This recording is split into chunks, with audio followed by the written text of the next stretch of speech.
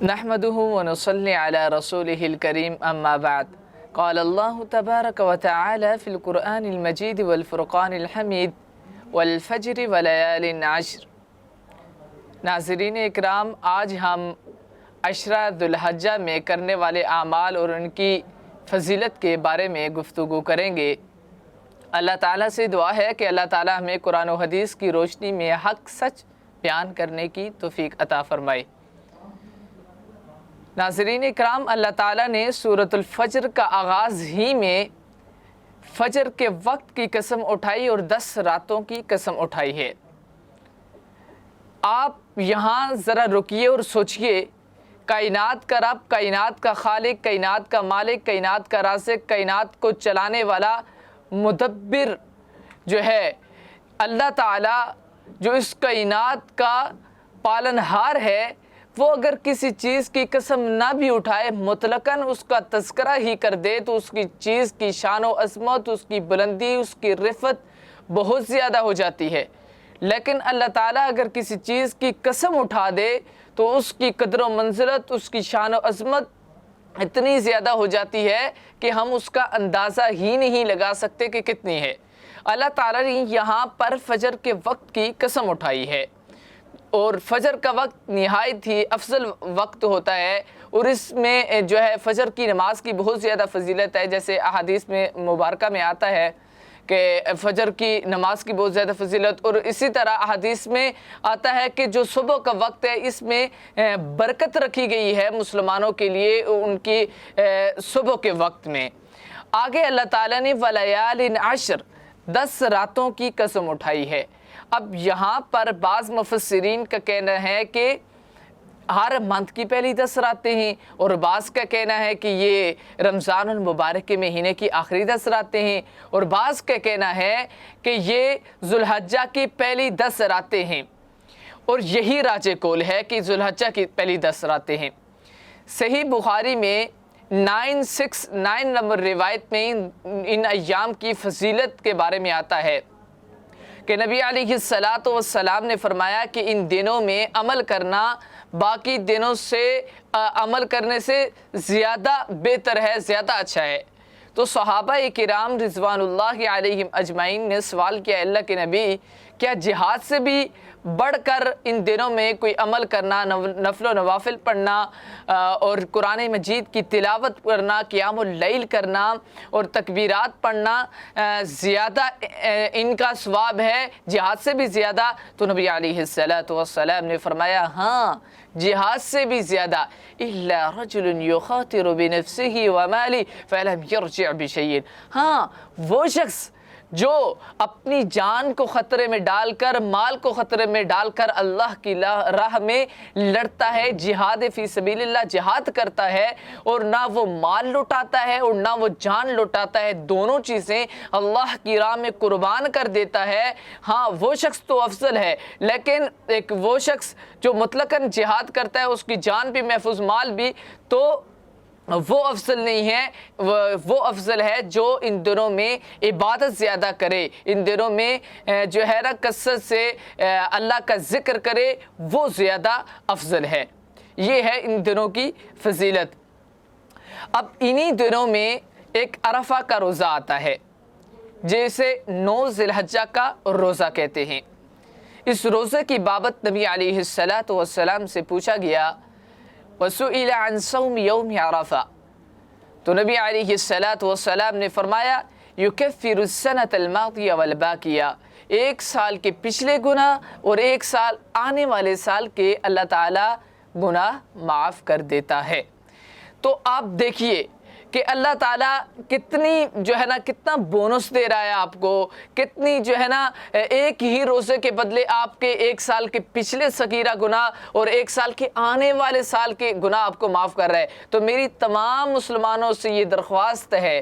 کہ اس روزے کو ترک نہ کیجئے گا، اس کا اتنا اجر ہے، اتنا ثواب ہے، تو کسی کو بھی نہیں چاہیے بلا عذر، کوئی مریض نہ ہو تو یہ روزہ نہیں ترک کرے۔ اگر وہ صحت مند ہو، رکھ سکتا ہو، کوئی مسئلہ نہ ہو، کوئی بیماری نہ ہو، کوئی عذر نہ ہو، تو اس روزے کو رکھنا چاہیے کہ اتنا بڑا ثواب ہے اس روزے کا۔ اس کے بعد انہی دنوں میں جو ہے ایک حج ایک عبادت ہے، اور حج مبرور کی یہاں پر ہم جو ہے نا زیادہ بحث اس بارے میں تو نہیں کرتے، زیادہ گفتگو تو نہیں کرتے حج کے بارے میں، لیکن اتنا ہے کہ جو بندہ حج کرتا ہے تو نبی علیہ الصلوۃ والسلام نے فرمایا والحج المبرور لیس له جزاء الا الجنہ، حج مبرور کی جزا اللہ تعالیٰ نے جنت ہی رکھی ہے۔ لیکن یہاں پر ایک بات میں ذکر کر دینا مناسب سمجھتا ہوں کہ بعض لوگ قربانی کو اور حج کو طواف کے پھیرے لگانا اور 4 لاکھ لگا کر کے 5 لاکھ لگا کر کے وہاں جانا اور قربانی کے لیے 2 لاکھ روپے 2.5 لاکھ روپے کا جانور خریدنا، کہتے ہیں کہ یار اس سے تو بہتر یہ تھا کہ جو ہے نا کسی غریب کے گھر میں یہ خرچہ بھجوا دیتے، کوئی اچھا جو ہے نا مسکینوں کو کھانا کھلا دیتے۔ بھائی جان یہ عبادات ہیں، آپ کو جب بھی تعن کرنا ہوتا ہے، جب بھی نقب لگانا ہوتا ہے تو دین اسلام ہی پر بات کرتے ہیں اور اس کی عبادات پر تعن کرتے ہیں۔ اگر آپ کو اتنی ہی جو فکر تھی تو آپ کروڑوں روپے لگا دیتے ہیں شادی حال میں فضول خرچی کرتے ہوئے، تو اس وقت تو آپ کو غریبوں کا خیال نہیں آتا۔ اس وقت آپ کو جو ہے جب عبادت کی بات آئی ہے تو آپ کو غریبوں کا خیال بہت زیادہ آتا ہے۔ تو اس وقت جب آپ لاکھوں اور اربوں روپے خرچ کر رہے ہوتے ہیں، اور پچھلے دنوں سوشل میڈیا پر آپ آج کل جو خبر چل رہی ہے کہ جو ہے نا پاکستانی کچھ لوگ جو ہے نا ایک کشتی میں سوار ہوئے اور کتنے پیسے لگائے، انہوں نے کتنے اربوں ڈالر لگائے اور وہاں پہ جو ہے نا سمندر کا انہوں نے سفر کیا، اور وہ بھی ابھی گم شدہ ہیں، ابھی تک ان کے یہ نہیں پتہ چلا کہ وہ ملے بھی نہیں ابھی تک۔ یعنی کہ ایک آپ سیر سپاٹے کے لیے جو ہے نا آپ اتنے رقم خرچ کر لیتے ہیں، لیکن جب قربانی کی بات آ جائے، حج کی بات آ جائے تو آپ جو ہے نا عبادات پر آپ تعن کرتے ہیں کہ یار ان عبادات کی کیا ضرورت تھی، ان پیسوں کو جو ہے نا غریبوں میں تقسیم کر دیا جاتا۔ اگر کسی کو ضرورت ہی ہے نا کہ وہ تقسیم کرے تو اللہ تعالیٰ نے منع نہیں کیا، اللہ تعالیٰ نے وہ صدقہ رکھا ہے، زکوٰۃ رکھی ہے، وہ ایک مستقلاً عبادات ہیں، وہ ان کا اپنا ثواب ہے، لیکن ان کا اپنا ثواب ہے، لہٰذا کوئی ضرورت نہیں ہے کہ آپ دین اسلام کی کسی بھی عبادت پر بات کریں۔ تو اب ہم بات کرتے ہیں قربانی کے حوالے سے۔ تو قربانی اس سے پہلے سب سے پہلے قربانی کرنے سے پہلے انسان کی نیت، اس کا دل ٹھیک ہونا بہت زیادہ ضروری ہے۔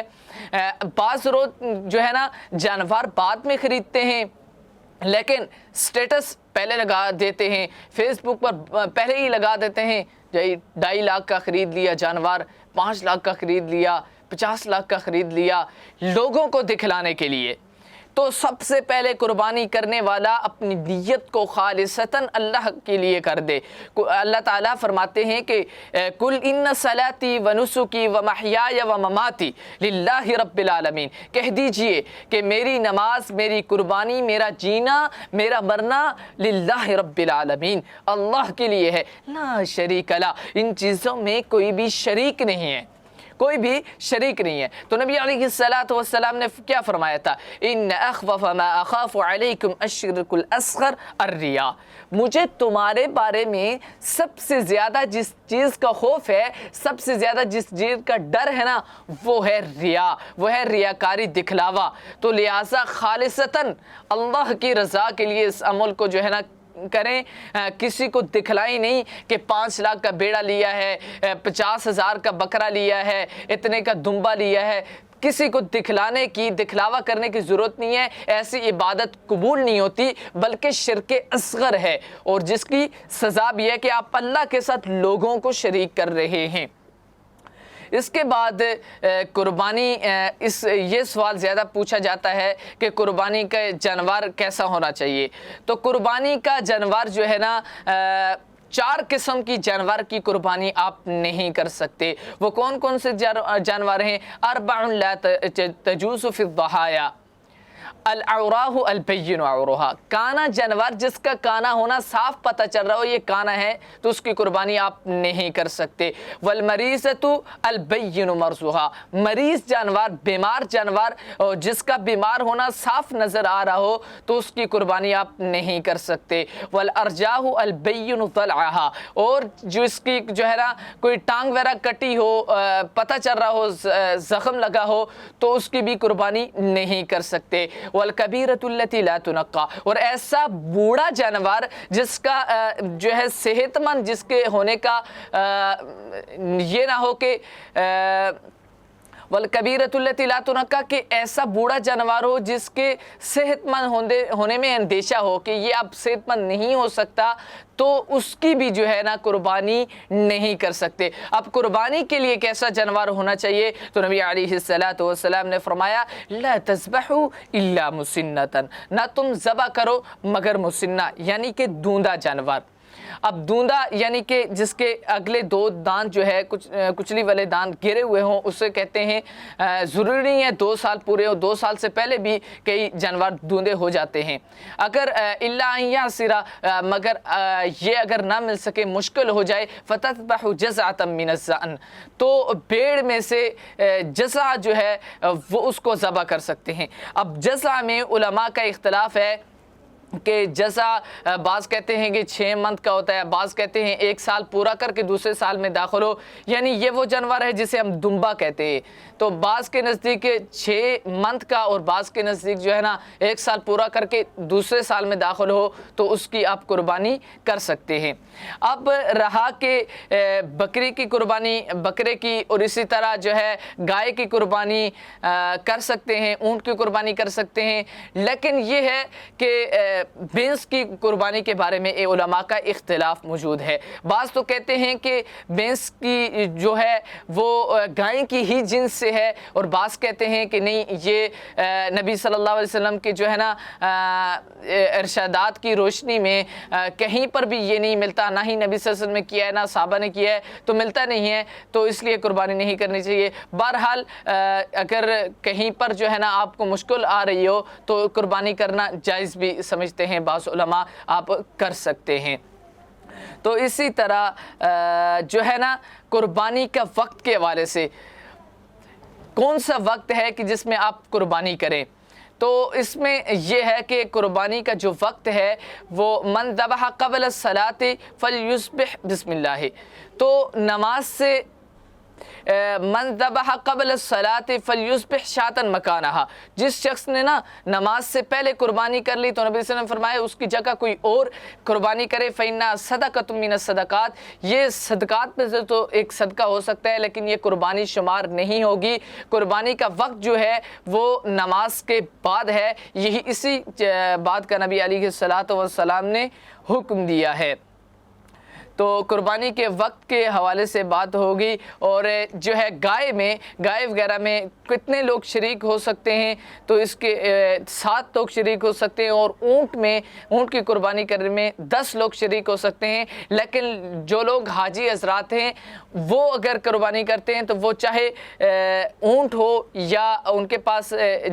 گائے وغیرہ ہو تو اس میں ساتھ ہی نہر کریں گے، اس سے زیادہ وہ نہر نہیں کر سکتے، زیادہ لوگ شریک نہیں ہو سکتے۔ آخری بات جو ہے پہلے بیان کر دینی چاہیے تھی، لیکن یہ ہے کہ تکبیرات کے حوالے سے آخری بات ہم یہ کرتے ہیں کہ بعض لوگ بڑے ہی شرمیلے ہوتے ہیں، تکبیرات نہیں کہتے ان دنوں میں، تو ان سے گزارش ہے کہ آپ کثرت سے تکبیرات کہیں۔ سیدنا عبداللہ بن عمر رضی اللہ تعالیٰ عنہ، سیدنا ابو ہریرہ رضی اللہ تعالیٰ عنہ ان دنوں میں بازاروں میں جایا کرتے تھے، اور بازاروں میں جا کر کے آواز بلند جا کر کے تکبیرات کہا کرتے تھے۔ تو آج گانا گانے والا اور برے کام کرنے والا فلم سٹار اور جو ہے نا اسٹیٹ ڈانسر اپنے آپ وہ نہیں شرما رہے برے کام کرتے ہوئے، لیکن ایک اللہ کا نام لیتے ہوئے، تکبیرات کہتے ہوئے، اس کی صدا بلند کرتے ہوئے لوگ شرماتے ہیں اور تکبیرات نہیں کہتے۔ اسی طرح آپ جب عید کے لیے جائیں تو بلند آواز سے تکبیر کہیں، آتے ہوئے بلند آواز سے تکبیر کہیں، اور ان دنوں میں نمازوں کے بعد جو ہے نا بلند آواز سے تکبیرات کہیں۔ اسی طرح نبی علیہ الصلوۃ والسلام کرتے تھے اور یہی صحابہ کرام کا عمل تھا۔ اور میں یہ کہتا ہوں یہاں پر کہ اگر کسی شخص کو نا ان کا معنی پتہ ہو اور وہ معنی پر غور و فکر کر کے ان تکبیرات کو کہیں تو اس کو سکون ملے گا، اس کو ایسا سکون ملے گا کہ وہ آپ سوچ بھی نہیں سکتے۔ اللہ اکبر، اللہ اکبر، لا الہ الا اللہ، واللہ اکبر، اللہ اکبر وللہ الحمد، اللہ اکبر کبیرہ والحمد للہ کثیرہ وسبحان اللہ بکرۃ واصیلا۔ تو یہ تکبیرات کثرت سے پڑھا کریں ان ایام میں۔ تو اللہ تعالیٰ سے دعا ہے کہ اللہ تعالیٰ ہمیں جو ہے زیادہ سے زیادہ اعمال کرنے کی توفیق عطا فرمائے۔ ان ایام میں کثرت کے ساتھ نفل و نوافل، تکبیرات کا اہتمام اور قرآن مجید کی کثرت سے تلاوت، اس کے علاوہ یوم عرفہ کو روزہ، قربانی، یہ سارے کے سارے اعمال ہمیں کرنے کی توفیق عطا فرمائے۔ اللہ تعالیٰ سے دعا ہے کہ اللہ تعالیٰ جو کچھ بیان کیا اس پر عمل کرنے کی توفیق عطا فرمائے۔ وقولوا قولی ھذا واستغفر اللہ لی ولکم ولسائر المسلمین واستغفروہ انہ ھو الغفور الرحیم۔